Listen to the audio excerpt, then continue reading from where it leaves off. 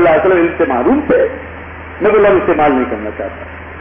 وہ کیا ثابت کرنا چاہتا ہے؟ عیسائی کیا کہہ رہے ہیں اپنے نبی کے بارے میں؟ یہودی کیا کہہ رہا ہے اپنے نبی کے بارے میں؟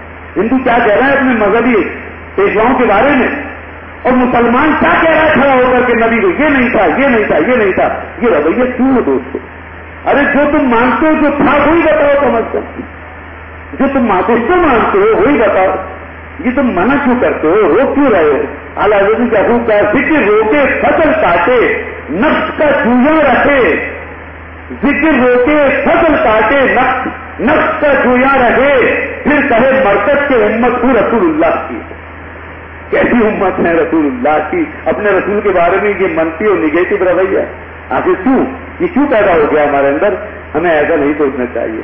وہ کمال حسن حضور ہے کہ گمان نفس جہاں نہیں.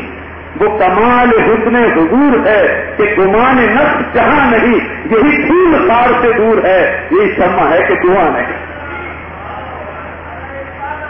انہیں ایسا پھول مانو. دیکھیے پھول کہا لیکن کون سا پھول؟ ہر پھول میں خار ہے. اعلیٰ حضرت فرماتے ہیں ہم اپنے نبی کو اس پھول کی سجدگی دیتے ہیں اور وہ پھول قرار دیتے ہیں جس میں خار نہیں ہے.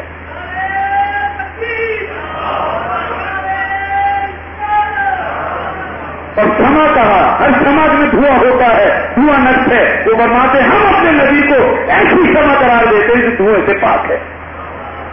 یہ ہے کمال، یہ ہے حسن، یہ ہے جمال، یہ ہے خوبی.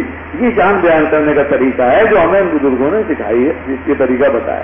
تو کون سا پتہ نہیں کہہ گا وہ ڈاکٹر ہیں، کون ہے وہ ٹی وی پہ نہیں تھا کوئی علم معاذ اللہ. اور آیتیں پڑھ گئے قرآن کی. تو قرآن کی آیتیں میں نے عرض کر دیا اللہ تعالیٰ نے جہاں بھی علم غیب وغیرہ کی بات فرمائی ہے اس سے مراد ذاتی علم ہے جو وہ اپنی طرف منسوخ کرتا ہے، وہ اس کا حقدار ہے.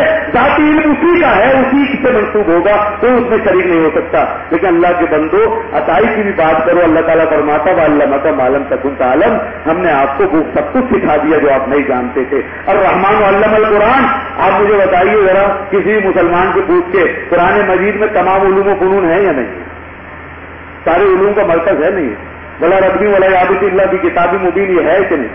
اچھا پھر رحمان فرما رہا الرحمن علم القرآن. یہ سارا قرآن ہم نے اپنے حبیب کو سکھا دیا ہے. تو بات ختم ہو گئی. وہ سارا علم آ گیا نہیں آ گیا؟ اب کہیں کہ یا تو انہوں نے صحیح سے سیکھا نہیں یا اس نے صحیح سے سکھایا معاذ اللہ. کون بولے گا؟ اور جب یہ سیکھنے والے بھی صحیح تھے، سکھانے والا بھی صحیح تھا، تو مان لو نا سب کچھ سکھا دیا، سب کچھ سکھا دیا. اور پھر اسی لیے ایک موقع پہ بخاری شریف کی حدیث ہے، لوگ قرآن کی ایک آیت پڑھ کے نکل جاتے ہیں، آگے بات نہیں کرتے، اس کا جواب کیوں نہیں دیتے؟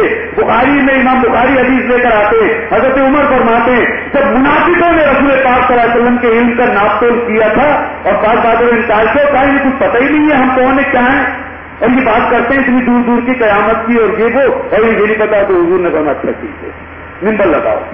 ممبر سے حضور کرے ہوئے فرمایا کہ ما بال قوم تعلیم کی علم، یہ قوم کو کیا ہو گیا ہے کہ نبی کے علم میں کام کرتی ہے. پوری امت سے تم پوچھو مجھ سے کیا پوچھنا چاہتے ہو، آج میں تمہیں سب بتا دوں گا. حضور نے بتایا. ایک نے پوچھا یا رسول اللہ میں جنت میں جاؤں گا جہنم میں جاؤں گا؟ منافق تھا. ورنہ مت ادو کا میرا نار، تیرا ٹھکانا جہنم ہے. یہ بتا دیا. یہ آخرت کی بات ہے. بتائیے آپ. ایک شخص نے کہا میرے باپ کا مت پتہ نہیں چلتا، لوگ میرے کان پہ میرے نسب پہ کام کرتے ہیں، شک کرتے ہیں، میرا باپ کون ہے؟ ورنہ ابو کا حذیفہ تھا، تیرا باپ حذیفہ ہے.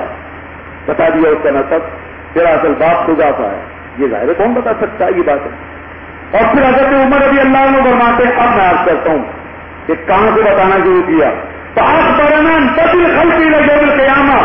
ہمارے رسول نے اس دن پہلی دن سے جب سے دنیا بنی ہے اس دن سے ہمیں خبریں دینا شروع کی اور قیامت تک کی باتیں بتاتے چلے گئے.